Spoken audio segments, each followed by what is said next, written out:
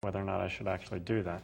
And Well, if you want to get married in Texas. to date, I have not. However, since I have had the gender reassignment surgery, I am considered on a federal level to be legally female, and Because your Social Security shows female. yes, all my federal documents are female, and pretty much the only thing I haven't changed is my birth certificate. Right.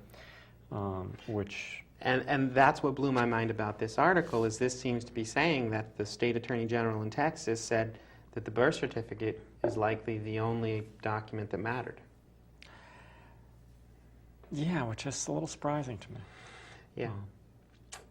But yeah, it's this whole big can of worms, and it's all because we need everybody in this country to recognize that it's okay to get married, to accept same-sex marriage, and then it doesn't matter. It really after that it just doesn't matter. You don't run into these little problems. We can get married, but we can't get divorced. Yeah, there's a number of stories in the news in the last couple months of people that were married, typically in Massachusetts, when Massachusetts allowed outsiders to come in and get married immediately. Now I believe they have a 1-year residency requirement before they'll do that. But these people got married, and then they went home, and as 51% of marriages in this country are likely to do, their marriages failed. Yeah. And so they sought the help of the court to dissolve their marriage, but in their home state, they didn't recognize the marriage from Massachusetts being legal. So they couldn't get a divorce. So they couldn't get a divorce. And they have to go back to Massachusetts and live there for a year to get divorced. Massachusetts now has a 1-year residency before you can get married or get divorced. So yes, they have to move to Massachusetts. It's insane. And yeah. Yeah, it's craziness. So. Yeah, it's time for this nonsense to go away. It really is. And I guess I want to be clear about the point that my understanding of the way it works is that marriages from one state to another, much like driver's licenses from one state to another, are accepted in the other 49 states by this interstate gentleman's agreement. I know there's an official name for it, but there are points where they draw the line and they say, Connecticut might allow a 17-year-old to be old enough to marry, but in Massachusetts you have to be 19. Those aren't the right ages, but right. So if you marry a 17-year-old in Connecticut, Massachusetts won't recognize that as a valid marriage, and that's what's happening with the same-sex marriage stuff. The big difference is that the federal government doesn't step in and put down this big umbrella fence over everybody and dictate to the states how marriage is defined in those other circumstances, but it does when it comes to same-sex marriage. Yeah. The Defense of Marriage Act dictates that at the federal level, marriage is defined between a man and a woman. And they don't step in and make that distinction in any other aspect of marriage, to my knowledge. Yeah. They say if you are married in the state that allowed it, if you're living there and you got married there and that state recognizes you as married, then we, the federal government, recognize you as married, even if you may not be married in any of the other 49 states, except when it comes to same-sex marriage. Yeah, it's not quite right, is it? The questions of the age of consent don't come into play at the federal level, but your gender does. Mm. Yeah. Your gender expression does. Yeah. So anyway, this is something we've been talking about for a long time, obviously. And there is a new lawsuit that I read about today from some couples, I believe, in Massachusetts. They're being defended by GLAAD, the Gay and Lesbian Legal Defense Fund. I forget what the acronym stands for. Yeah, it's the... Yes. I'm drawing a blank too, but it's the... out of Boston, I believe, and these are all people that have or had spouses in the military, and they're suing for survivor benefits, for spousal benefits.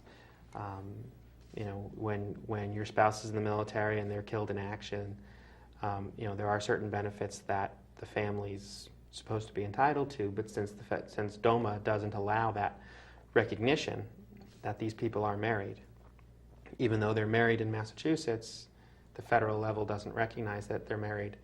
They're not allowed the benefits. Even spousal health insurance.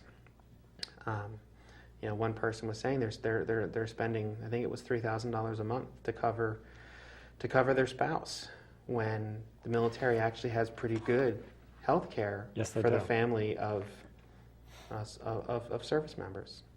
Yeah. And they're talking about not just obviously survivors benefits and health care benefits, but the inability to file their tax return jointly and all the other expenses that come into play when you can't take advantage of the laws that are written to help married couples afford to live. Yes, and that can turn out to be a fairly significant amount of money. Right. It's not incidental. This is a serious deal, and it's really unfortunate that that's the case. It's not fair. But so this lawsuit got filed. These couples, with the help of GLAAD, are filing against the Office of Personnel Management and naming the Obama administration as a defendant in the case. And it'll eventually end up going to Supreme Court somewhere, and something will get decided. Hopefully. Something will get decided one way or the other, whether we get to repeal DOMA and Don't Ask, Don't Tell or not. Yeah. And on that, we'd like to remind and encourage Senator Lieberman, since he's from Connecticut, and he's out there right now getting behind a bill to repeal Don't Ask, Don't Tell, that we would love to have him come on the show. Yes. And talk about his efforts in repealing this legislation, repealing it immediately, as opposed to waiting for the military investigation, which won't have any results until after the upcoming elections. Conveniently. Yeah. Yeah, and certainly our activities director and guest coordinator, Renee Benoit, has been working on this and has got a commitment, some degree of commitment, at least, from Lieberman to come on our show, and we'll see what happens with that.